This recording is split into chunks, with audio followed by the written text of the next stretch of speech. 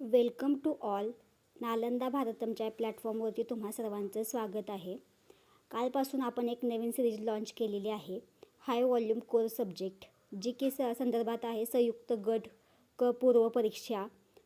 त्यामध्ये आपण PYQs पाहून त्याचे टॉपिक आणि टॉपिकचं सर्व विश्लेषण आणि टेस्ट हे सर्व ह्या सिरीजमध्ये असणार आहे. काल आपण एक लेक्चर कंप्लीटसुद्धा केलेलं आहे, ज्यामध्ये आपण 12 अनुसूच्या ज्या काही शेड्यूल्स आहेत त्या पाहिलेल्या आहेत. आज आपण प्रस्तावना, राष्ट्र राज्य संकल्पना, संविधान आणि संविधानवाद हे पाहणार आहोत. त्याआधी आपण या तिन्ही टॉपिक्सचे काही PYQs आहेत त्याचा आधी पहिल्यांदा ॲनालिसिस पाहून घेऊयात. बघा, इथं काय प्रश्न विचारलेला आहे, खालीलपैकी कोणते विधान सत्य नाही? 1. भारतीय राज्यघटनेच्या अंमलबजावणीची तारीख 26 नोव्हेंबर 1949 आहे. दुसरं स्टेटमेंट काय आहे की 42व्या घटनादुरुस्तीने धर्मनिरपेक्ष शब्द जोडला गेला. तिसरं आहे की 42वी घटनादुरुस्तीने 1976 करण्यात आली. चौथं आहे सामाजिक, आर्थिक आणि राजकीय न्याय या संकल्पना भारतीय राज्यघटनेत सोव्हिएत रशियाच्या घटनेतून घेण्यात आल्या. ठीक आहे, हे असं प्रश्नाचं स्वरूप आहे. म्हणजे आयोग काय करत आहे की जर एक फॅक्ट असेल तर त्याचं पूर्ण वाक्यामध्ये रूपांतर करत आहे, जेणेकरून काय होईल की आपला जो टाईम आहे वाचण्यासाठी लागणारा तो वाढेल. ठीक आहे, आणि इथं काय आहे की जे काय फॅक्ट्स आहेत ते आपल्याला फॅक्ट्स जर माहीत असतील तर आपण हे प्रश्न इझिली टॅकल करू शकतो. ठीक आहे, हा झाला पहिला प्रश्न. तर या प्रश्नाचं उत्तर तुम्ही कमेंटमध्ये देऊ शकता. ठीक आहे, जर या प्रश्नाचं जे काय PYQs जे आहेत नाही तर ह्याचे आपण लास्ट वीकली एक टेस्ट घेणार आहोत आणि त्या संदर्भात तिथं डिस्कशन करणार आहोत. त्यामुळे याचा आन्सर तुम्ही कमेंटमध्ये सुद्धा दिलं तरी चालेल. दुसरा बघा काय प्रश्न आहे की भारतीय राज्यघटनेच्या उद्देशिकेमध्ये समाजवादी, धर्म आणि धर्मनिरपेक्षता या संज्ञांचा समावेश कोणत्या घटनादुरुस्तीने करण्यात आला? आता खाली आपल्याला ह्या 4 घटनादुरुस्त्या दिलेल्या आहेत. ठीक आहे, ह्या सर्व 4ही घटनादुरुस्त्या माहीत असतील तर हा प्रश्न आपण सॉल्व करू शकतो. अजून काय सांगितले आहे की इथे बघा, ही जी 42वी आणि 44वी घटनादुरुस्ती, ह्या 2 घटनादुरुस्त्या खूप इम्पॉर्टंट आहेत आणि साधारणतः आयोग काय करतो की ह्याच ज्या घटनादुरुस्त्या आहेत त्या सारख्या देत असतो. पुढचा प्रश्न काय आहे की अचूक जोड्या लावा. आणि ते इथं काय दिलेले आहेत की तत्त्वज्ञ दिलेले आहेत. Thomas Hobbes, Friedrich Hayek, Robert Nozick, Rousseau, Anglo. आता हे तर यांच्या जोड्या कशाशी जोडायच्या आहेत तर ते कुठल्या देशाच्या नागरिक आहेत किंवा कुठल्या देशामधून आलेले आहेत. अँग्लो ऑस्ट्रियन तत्त्वज्ञ, फ्रेंच राज्यक्रांतीचा जनक, ब्रिटिश तत्त्वज्ञ, अमेरिकन तत्त्वज्ञ. म्हणजे आपल्याला काय की ज्या काही संज्ञा दिलेल्या आहेत राष्ट्रराज्य किंवा संविधानवाद या संदर्भात ज्या काही संज्ञा दिलेल्या आहेत तर त्याचा जो उगम जिथून झाला तर त्या संदर्भातले हे जे काही तत्त्वज्ञ आहेत त्यांच्या काय काय संकल्पना होत्या त्यानुसार आपल्याला इथे हे जोड्या लावायला दिलेल्या आहेत. म्हणजे आपल्याला काय बघायचं आहे इथं पहिल्यांदा की आयोगचा प्रश्न विचारण्याचा ट्रेंड कसा आहे. पहिला काय पाहिला की आपण एक फॅक्ट असेल तर त्याचं तो काय करतो आहे की पूर्ण वाक्यामध्ये रूपांतर करतो आहे. आणि पुढचं काय आहे की ज्या घटनादुरुस्त्या आहेत त्या आपल्या नीट व्यवस्थित असल्या पाहिजेत. बऱ्यापैकी प्रश्न हे घटनादुरुस्त्यांवरती विचारलेले आहेत. आता इथे सांगितलेले की हा टॉपिक जो आहे तो आपल्या कशा संदर्भात आहे, जी काही आपली प्रस्तावना आहे, उद्देशिका ह्या संदर्भात आहे. म्हणजे आपल्याला उद्देशिकेमध्ये जे काय बदल केलेले आहेत, कोणत्या घटनादुरुस्त्या आहेत किंवा कोणते शब्द असे इम्पॉर्टंट आहेत की जे उद्देशिकेमध्ये आपल्या उल्लेखित आहेत, तर त्याच्याबद्दल आपल्याला माहिती असणं गरजेचं आहे. म्हणजे ओव्हरऑल आपल्या जी काही प्रस्तावना आहे त्याचा पूर्ण अभ्यास आपला झालेला असला पाहिजे. आणि त्याचबरोबर काय आहेत की जे काय तत्त्वज्ञ आहेत थोडेफार जे की आपल्या पॉलिटीच्या विषयामध्ये इम्पॉर्टंट असतात आणि हे जे तत्त्वज्ञ जे असतात तर त्यांचे काहीतरी स्टेटमेंट असतात, ते स्टेटमेंटसुद्धा आपल्याला इथं माहिती असले पाहिजेत. इन फ्युचरमध्ये असा पुढचा प्रश्नसुद्धा आयोग विचारू शकतो. ठीक आहे, हे झालं आपलं PYQ पाहून. आपण PYQ पाहिले. आता ह्या संदर्भात आपण हे जे टॉपिक्स आहेत प्रस्तावना, राष्ट्र राज्य आणि संविधान आणि संविधानवाद, ह्या आपण ज्या काही कन्सेप्ट आहेत किंवा ज्या टॉपिक आहे त्याचं आपण डिटेलमध्ये विश्लेषण पाहूयात. पण त्याआधी मला एक सांगायचं होतं की माझ्या जो काही शब्दांचा जो उच्चार आहे तो थोडाफार जर व्यवस्थित येत नसेल तर इथं तुम्हाला मी PDF मध्ये व्हिडिओमध्ये पूर्ण असं जे काय आहे ते व्यवस्थित लिहून दिलेलं आहे. त्याची तुम्ही काळजी करू नये. आता पहिलं काय कॉन्सेप्ट आहे की राष्ट्र आणि राज्य. आता ह्या दोन संकल्पना आधी, पण याच्या आधी तुम्हाला एक साध्या भाषेमध्ये तुम्हाला सांगते आणि मग आपण इथलं एक पाहूयात. ठीक आहे. आपण काय करतो, आपण एक उदाहरण देते. आपण राहतो पृथ्वीवरती. ठीक आहे. या पृथ्वीवरती भरपूर सारे असे देश आहेत. त्या देशांच्या काहीतरी भूसीमा वगैरे असतील, आहे की नाही. म्हणजे प्रत्येक देशाने काय केलेलं आहे की आपापल्या भूसीमा निश्चित केलेल्या आहेत आणि त्या भूसीमेमध्ये विशिष्ट प्रकारची लोक त्यांची काय वागणुकी किंवा ज्या संस्कृती असतील किंवा भाषा असतील त्यानुसार ते एकत्र एका भूभागामध्ये म्हणजे जमिनीवरील भूभागामध्ये ते एका ठिकाणी राहत आहेत. आणि त्यांचं प्रशासन चालवत आहेत. म्हणजे काय की ही संकल्पना कशाच्या संदर्भात आहे तर ही संकल्पना आहे राष्ट्र. राष्ट्र या संकल्पनेच्या संदर्भात ह्या 3 गोष्टी आहेत. कोणत्या? लोकसंख्या, सरकार आणि निश्चित भूभाग हे राष्ट्रामध्ये येतं. आता हे कॉन्सेप्ट थोड्या वेळ बाजूला ठेवूया. आता राज्य पाहूयात. राज्यामध्ये काय येतात तर इथं राज्य जे आहे ते आपलं महाराष्ट्र किंवा गुजरात अशा प्रकारचं राज्य घ्यायचं नाही आहे. तर हे कशा संदर्भात आहे तर पॉलिटी ह्या विषयाच्या संदर्भात असल्यामुळं ह्या शब्दाचं जे डबल मिनिंग होतं ते वेगळ्या प्रकारचं आहे. त्यामुळे इथं कन्फ्युजन ठेवू नका. हे स्टेट म्हणजे महाराष्ट्र स्टेट वगैरे असं काही नाही. इथं काय घ्यायचं, एक देश वगैरे घ्यायचा, एखादी कंट्री वगैरे घ्यायची. ठीक आहे. आता ह्या राज्याच्या इथं सांगितले आहेत की निश्चित भूभाग, लोकसंख्या आणि सरकार. आधी आपण आधी ह्या 3ही गोष्टी आहेत त्या कशामध्ये पाहिलेल्या? ह्या राष्ट्र या संकल्पनेमध्ये पाहिलेल्या. इथे ॲड कोणती झाली तर सार्वभौमत्व ही संकल्पना इथं ॲड झालेली आहे. आता आपल्याला माहिती आहे निश्चित भूभाग काय आहे. एक आपले जमिनीवरचा आपल्या पृथ्वीवरचा एक निश्चित असा भूभाग, जी काही भूसीमा आहे ती म्हणजे टेरिटरी म्हणजे राष्ट्रामध्ये येते. तीच राज्यामध्ये पण येते. दुसरं काय की पॉप्युलेशन म्हणजे त्या ठिकाणी राहणारी लोकसंख्या. आणि तिसरी गोष्ट आहे की गव्हर्नमेंट म्हणजे सरकार. म्हणजे त्या लोकसंख्येने त्या लोकांनी काय केलेलं आहे की आपापलं प्रशासन व्यवस्थित चालवण्यासाठी जे काही सरकार उभारणी केलेली आहे. आता हा जो शब्द आहे सार्वभौमत्व, हा शब्द कुठं ॲड होतो तर राज्य या संकल्पनेमध्ये ॲड होतो. म्हणजे काय की निर्णय घेण्याचे सर्वोच्च स्वातंत्र्य असणे. म्हणजे त्या देशावर कोणत्याही देश त्याच्यावर बंधनं टाकू शकत नाही किंवा त्या देशाच्यावर की तुम्ही असंच तुमचे रूल्स करा किंवा काय करा. तर आपलं कसं ब्रिटिशांनी आपल्यावर राज्य केलं. मग त्यावेळेस काय झालेलं होतं की आपल्याला सार्वभौमत्व म्हणजे स्वातंत्र्या संदर्भात हा शब्द वापरला गेला. सार्वभौमत्वासंदर्भात स्वातंत्र्य हा शब्द आपण वापरला गेला. म्हणजे आपल्याला काय पाहिजे होतं की सॉव्हर्निटी पाहिजे होती. म्हणून आपण जो काही लढा दिला आपला स्वातंत्र्याचा तो ह्या शब्दाखातर दिला की आम्हाला आमचे निर्णय घेण्याचा अधिकार आम्हाला असला पाहिजे, जनतेला असला पाहिजे, जे की आपल्या उद्देशिकेमध्ये सुद्धा दिसतं. ठीक आहे. ही थोडक्यात एक संकल्पना एक तुम्हाला साध्या भाषेमध्ये समजण्यासाठी इथे मी सांगितलेली आहे. इथे आता जे काही ह्या PDF दिलेलं आहे ते आधी ते वाचूयात. यामध्ये काय दिलेलं आहे? राष्ट्र राज्य ही एक अशी सार्वभौम राजकीय संकल्पना आहे जिथे एका विशिष्ट भौगोलिक सीमेमध्ये राहणारे समान संस्कृती, भाषा, इतिहास आणि मूल्य असणारे लोक एकाच राजकीय व्यवस्थेखाली एकत्रित येतात. ही आधुनिक जगातील सर्वात प्रमुख राजकीय व्यवस्था आहे.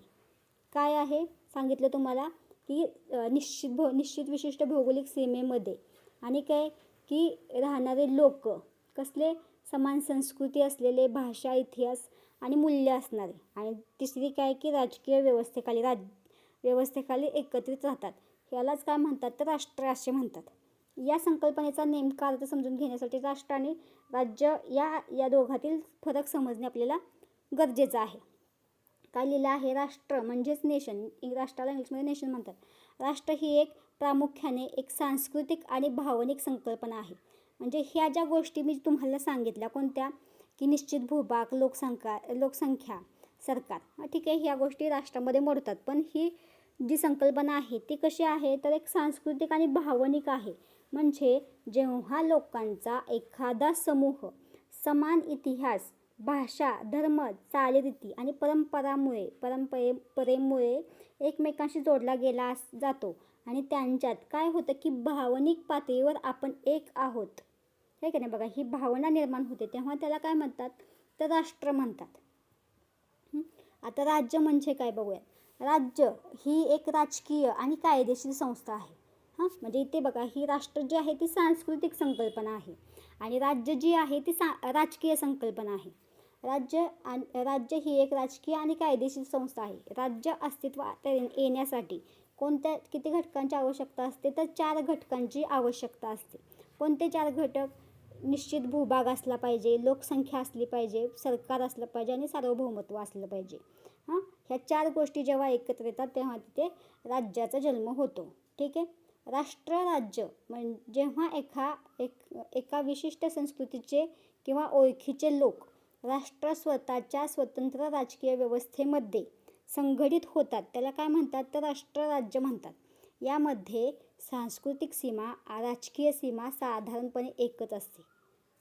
उदाहरणार्थ बघा, इथं काय दिले की जपान, फ्रान्स, जर्मनी यासारख्या राज्यांची ठळक उदाहरणे आपण पाहू शकतो. म्हणजे कसं, जपानचं आता इथं जपानचं उदाहरण घेऊया. काय की त्यांची एक निश्चित भूभाग आहे, टेरिटरी आहे त्यांची. ठीक आहे. अजून काय तिथं ते जापनीज लोक राहतात, म्हणजे त्यांची इथं भूभाग आहे, लोकसंख्या आहे जापनीज लोक आणि सरकार आहे त्यांचं, सरकार आहे त्यांचं. पुढं काय आहे की त्यांना सार्वभौमत्व. ही एक त्यांची म्हणजे त्यांच्यावर कुठला देश त्यांच्यावर निर्णय जे आहेत ते लादू शकत नाहीत किंवा त्यांचे ते निर्णय घेण्यासाठी जे काही सरकारसंदर्भात त्यांचे त्याच्या लोकांना आवश्यक असतील असे काही निर्णय असतील त्यांचे ते घेण्यासाठी ते स्वतंत्र आहेत. ठीक आहे. म्हणजे ही काय झाले की जपान हे एक स्टेट आणि राष्ट्र हे दोन्ही आहे, हे ह्या दोन्हीमध्ये मोडतं.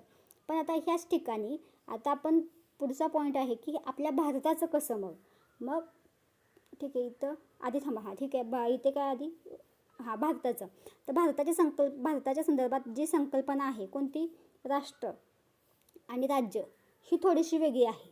भारत हा जगातील इतर राज्यापेक्षा थोडासा वेगळा आहे.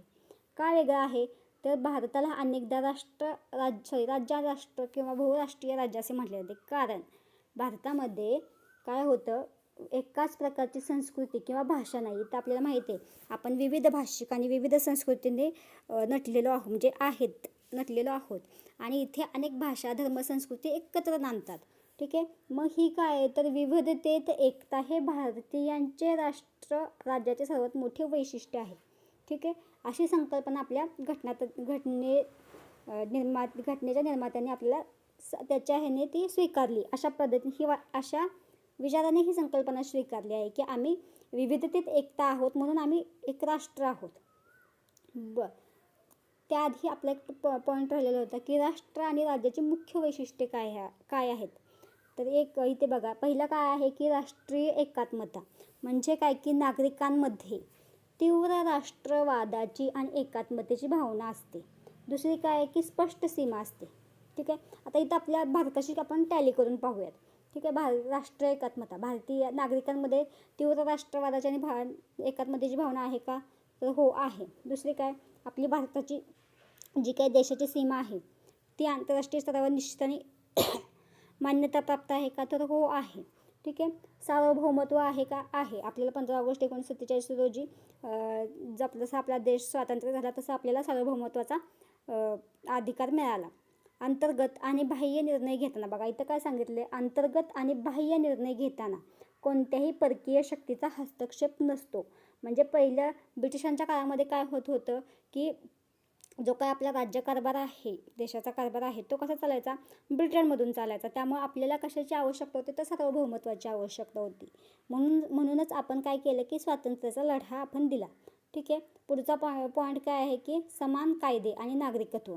आपल्याला प्रत्येकाला समान कायदे आहेत. ठीक आहे. नागरिकत्व, आपण काय आहोत, भारतीय आहोत, हे आपलं नागरिकत्व. सर्व नागरिकांना समान अधिकार आणि एकाच व्यवस्था लागू असणे. ठीक आहे. म्हणजे ह्या 4ही गोष्टीमध्ये भारत आपला मोडतो आहे. म्हणजे आपला भारत काय आहे, तर एक राष्ट्र आहे आणि एक राज्य पण आहे. तर आता ह्या संकल्पना कुठून आल्या, तर त्या संदर्भात त्याची ऐतिहासिक पार्श्वभूमी आपण पाहूयात. नक्की ह्या कशासाठी आल्या. आता पहिलं कसं असायचं की राजेशाही होती किंवा लोकतंत्रात्मक जे आपण प्राचीन इतिहास वगैरे त्यामध्ये पाहतो किंवा आपल्याला जास्त करून राजेशाही माहीत आहे. मग आता ह्या असल्या ज्या संकल्पना आहेत संविधानाच्या संदर्भातल्या किंवा कशासाठी आला असेल हे राष्ट्र आणि राज्य ह्या संकल्पना आधी होत्या का, तर त्या संदर्भात आपण पाहूयात इथं काय तर. उगम या राष्ट्र आणि राज्याची संकल्पना प्रामुख्याने 17व्या शतकामध्ये कुठे आल्या, तर युरोपमध्ये वेस्टफेलियाच्या तहाने ट्रिटी ऑफ वेस्टफेलिया 1648 जन्माला आली. त्यावेळेस झाली. त्यापूर्वी जगात मोठी मोठी साम्राज्य होती, जिथे एका राजाच्या छत्राखाली अनेक वेगवेगळ्या संस्कृतीचे लोक राहत असत. ठीक आहे, इथं उगम झालेला आहे. कधी वेस्टफेलियाच्या तहाने उगम झालेला आहे. पुढे काय सांगितलंय, फ्रेंच राज्यक्रांती. आपल्याला माहिती आहे 1789मध्ये फ्रेंच राज्यक्रांती झालेली होती. या क्रांतीने काय झालं की राजाचे राज्य ही संकल्पना मोडीत काढून जनतेचे राज्य म्हणजे राष्ट्रराजाचा विचार जगभर पसरवला. म्हणजे पहिली जी राजेशाही होती, जे राजा म्हणेल तोच नियम आणि तोच कायदा, पण तसं न काढून तसं ते मोडीत काढून काय झालं की जनतेचे राज्य असावे ही संकल्पना फ्रेंच राज्यक्रांतीने अख्ख्या जगाला दिली. ठीक आहे, आता आधुनिक जगामध्ये ही संकल्पना कशी आली, तर 20व्या शतकामध्ये वसाहतवाद म्हणजे जो वसाहतवाद होता तो संपल्यानंतर भारत, आशिया आणि आफ्रिकेतील अनेक देश स्वतंत्र झाले आणि त्यांनी राष्ट्रराज्याचे स्वरूप स्वीकारले. ठीक आहे, जसं आपल्याला स्वातंत्र्य मिळालं त्यानंतर आपण कशाचा स्वीकार केला, तर राष्ट्र आणि राज्याचा स्वीकार केला. आता ही थोडीफार इन्फॉर्मेशन झाली कशा संदर्भात, राष्ट्र आणि राज्य. आता याची जी काही महत्त्वाची वैशिष्ट्ये आहेत, आता ही जी वैशिष्ट्ये आहेत ना, हे तुम्हाला पॉईंटमध्ये दिलेले आहेत ना, तर आयोग काय करू शकतो की एका सिंगल लाईनमध्ये तुम्हाला तसा प्रश्न विचारू शकतो. राष्ट्र राज्याची प्रमुख वैशिष्ट्ये खाली लिस्ट दिलेली असेल आणि त्यातून तुम्हाला सांगू शकतो की हे याचं उत्तर द्या. ठीक आहे, तर प्रमुख वैशिष्ट्ये जी आहेत ही तुम्ही तोंडपाठसुद्धा नुसती जी नावं आहेत ती सुद्धा तोंडपाठ करू शकता. आता आपल्याला माहिती आहे सार्वभौमत्व म्हणजे काय, की अंतर्गत आणि बाह्य निर्णय घेण्याचे सर्वोच्च स्वातंत्र्य. पुढे काय, निश्चित सीमा, हे माहिती आहे आपल्याला. आंतरराष्ट्रीय स्तरावरील मान्यता प्राप्त स्पष्ट भौगोलिक हद्द. आता ही जी सीमा असते ना, ही आत्ताची जी कंडिशन कशी आहे की आपली जी भूसीमा आहे. अजून काय की समुद्रामधील 12 नॉटिकल मैल इथपर्यंतचा आपला जो पोर्शन आहे ती पण आपल्या म्हणजे आपल्या भौगोलिक सीमेअंतर्गत येते. अजून काय आहे की जो वरचा जो भाग आहे अवकाशातील तो म्हणजे उड्डाणाचा वगैरे विमान उड्डाणाचा तोही भाग येतो. पण अजून जो पूर्ण अवकाशातला जो भाग आहे तो अजून निश्चित नाही आहे. म्हणजे ही सीमेची निश्चित व्याख्या अजून पूर्णतः झालेली नाही आहे. आत्तापर्यंत कोणती माहिती आपल्याला, भूसीमा आणि समुद्री सीमा एवढंच माहिती आहे. अवकाशातील सीमा अजून निश्चित झालेली नाही आहे. पुढे काय की सामायिक ओळख. काय की नागरिकांमध्ये सामायिक भाषा, इतिहास, संस्कृतीमुळे निर्माण झालेली एकतेची भावना. म्हणजे काय की आम्ही भारतीय आहोत, ही झाली आपली सामायिक ओळख. अजून काय की कायमस्वरूपी लोकसंख्या. निश्चित भूभागावर राहणारा आणि देशाशी एकनिष्ठ असणारा लोकसमुदाय म्हणजे कायमस्वरूपी लोकसंख्या. पुढे काय, मध्यवर्ती सरकार. संपूर्ण देशासाठी कायदा व सुव्यवस्था राखणारी एकच राजकीय व्यवस्था. पुढे समान नागरिकत्व. म्हणजे काय, आम्ही भारताचे नागरिक आहोत, सर्व नागरिकांना कायद्यानुसार समान हक्क आणि दर्जा आहेत. पुढे काय, राष्ट्रीय प्रतीके. एकजूट दर्शविणारे स्वतंत्र राष्ट्रध्वज, राष्ट्रगीत, राष्ट्रीय चिन्ह. आता हे सगळं आपल्या भारताचं सुद्धा आहे.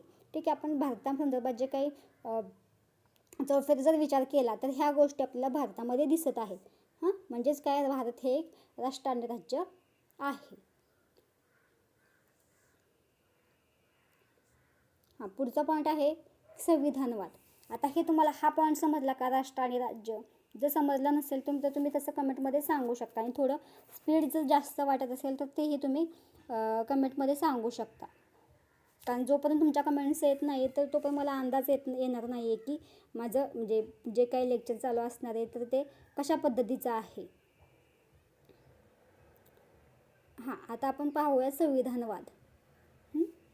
आता संविधानवाद त्याआधी मला एक सांगायचं आहे की संविधानवाद म्हणजे मर्यादित शासनाची संकल्पना. पहिलं इथं तुम्हाला एक एक्झाम्पल देते, म्हणजे जनरली असं काय म्हणू शकतो आपण. म्हणजे पहिलं कसं जी काही राजेशाही होती, राजेशाहीमध्ये कसं असायचं